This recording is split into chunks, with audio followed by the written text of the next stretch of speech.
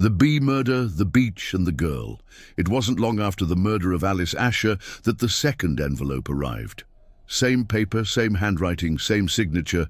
Mr. Poirot, I hope you enjoyed the Andromeda performance.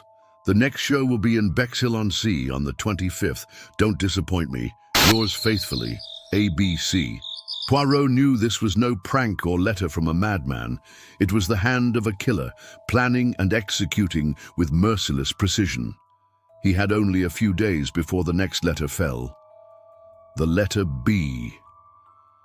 He traveled to Bexhill-on-Sea, a quiet coastal town scented with salt and cool sea air, its beaches glistening under a shy sun.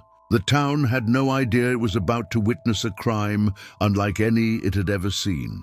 On the evening of the appointed day, the body of a young woman was found on the sand, lying as though at rest, her blonde hair scattered over her shoulder, her light summer dress soaked with seawater.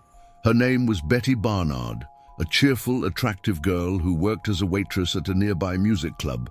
The last person to see her alive said she had been laughing just moments earlier, walking with a strange man, unknown and unseen clearly by anyone else. But the clue wasn't far behind. Next to the body, once again, an ABC railway guide was found, opened deliberately at the page for Bexhill, and so the killer had left his signature once more, sending Poirot his second message, "I've done it again." Poirot sat on the sand, gazing out at the horizon, the breeze tugging at the hem of his coat. He said nothing, but in his eyes burned an unspoken question. Is he truly picking his victims by their initials alone, or is there a deeper pattern? Unlike Alice Asher, Betty Barnard was young, vibrant, surrounded by friends, family, and admirers. She was not lonely, not isolated, and yet she was killed with shocking ease. Here Poirot began to see what others did not. This was no madman.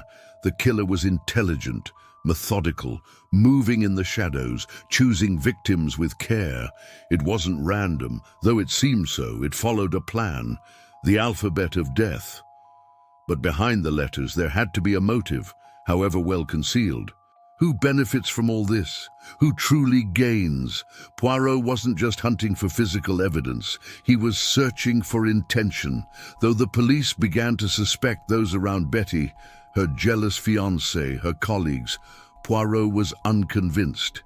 He said quietly, "The killer doesn't know them, doesn't love them, doesn't even hate them.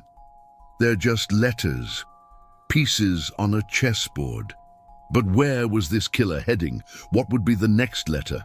And would Poirot be there in time before another body was added to the alphabet? Narrative ending? Somewhere in another unsuspecting town, another name was being silently inscribed in the killer's ledger, and Poirot unfolded a map of England, ran his finger along the towns, and paused at the letter C. "My dear murderer, I'm beginning to understand your game, but I do not play to lose.